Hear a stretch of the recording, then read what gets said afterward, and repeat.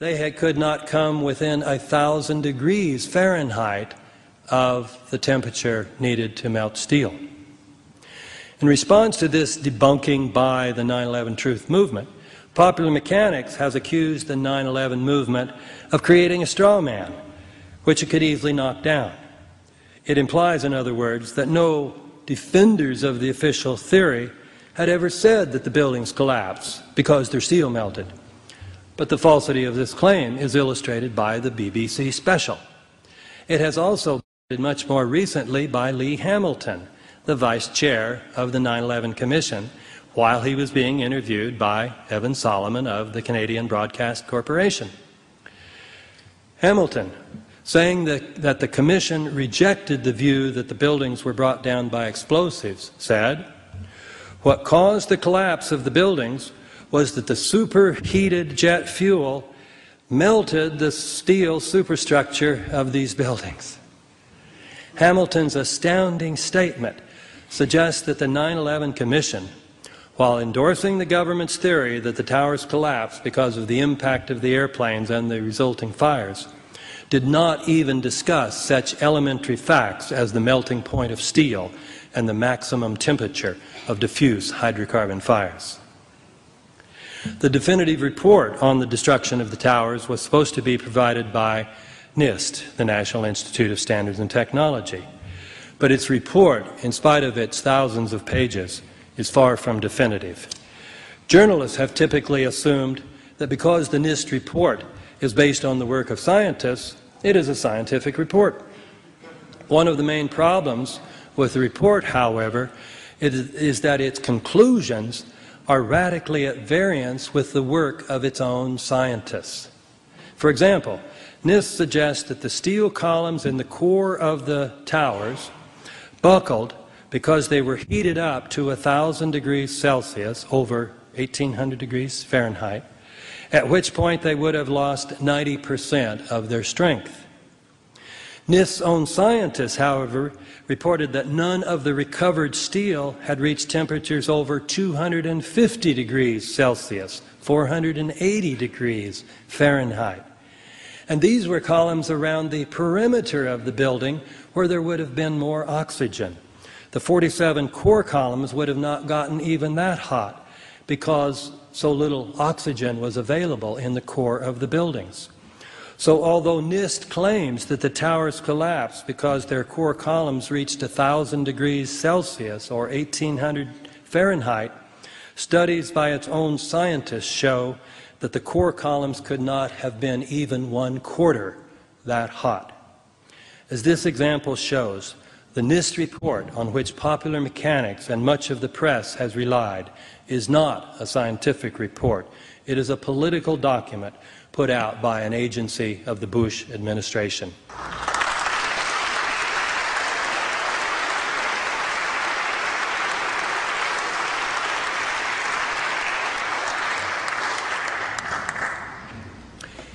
Equally unempirical is the treatment by NIST and Popular Mechanics of reports of explosions before and during the collapses.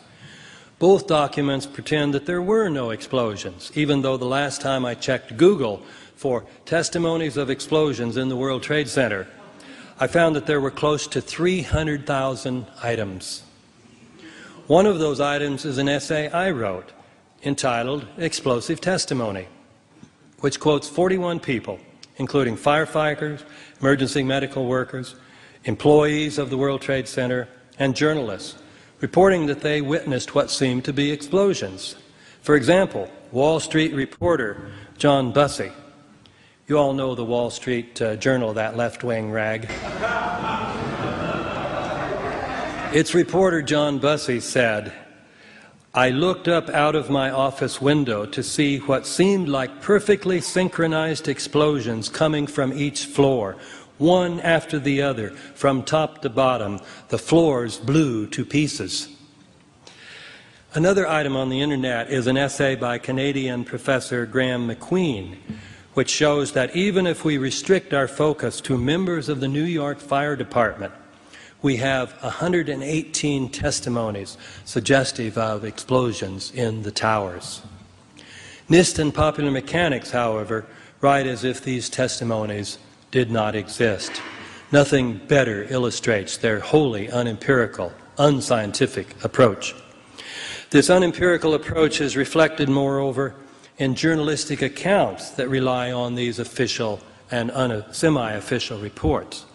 For example, Alexander Cockburn, in assuring his readers that members of the 9/11 Truth Movement are nuts, said, "People inside who survived the collapse didn't hear a series of explosions." Cockburn thereby revealed that he had not studied the evidence enough to be aware of one of the best-known testimonies by a person inside the towers, North Tower employee Teresa Valise. She said that while she was making her way downstairs, there were explosions going off everywhere. I was convinced that there were bombs planted all over the place, and someone was sitting at a control panel, pushing detonator buttons. There was another explosion, and another. I didn't know where to run.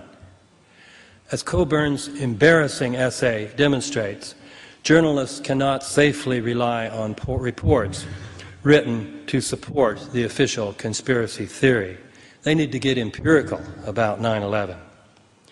NIST and Popular Mechanics, besides dealing with testimony about explosions in an unempirical manner, do the same with regard to reports that molten metal was found under the rubble. The scientists at NIST, unlike Lee Hamilton, knew the fire could not have melted any steel. So their preferred method of dealing with this problem was to ignore or even deny the reports. John Gross, one of the chief authors of the NIST report, was captured on film while he was making a public presentation, saying that he knew of absolutely no eyewitness who has said there was a pool of molten steel. Popular Mechanics cites a professor's claim that the photographs said to show melted steel really show materials that appear to be other than steel, such as glass with unmelted steel rods in it.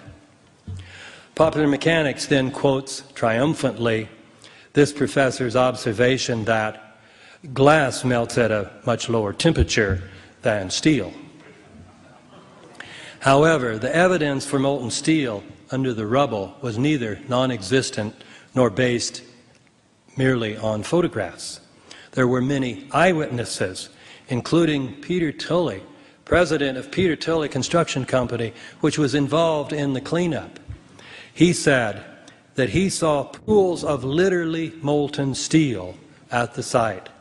The same was reported by Mark Loiseau, the head of Controlled Demolition Incorporated, and also by Fire Captain Philip Rivolo, who said, "You'd get down below and you would see molten steel, running down the channel rails like you're in a foundry, like lava." Although these and many other eyewitness testimonies exist, NIST writes as if they did not. Nevertheless, surely knowing that they do, NIST has suggested, in a document put out in 2006 entitled Answers to Frequently Asked Questions, that even if there was some molten steel in the rubble pile, it was more likely due to the high temperature resulting from long exposure to combustion within the pile than to explosions. Popular Mechanics expanded on this incredible explanation, saying, "The debris pile sat cooking for weeks, with the materials at the bottom of the pile getting increasingly hot because the fires were confined and lost minimal heat to the atmosphere. As a result, the fires could have easily reached temperatures sufficient to melt steel." This is amazing.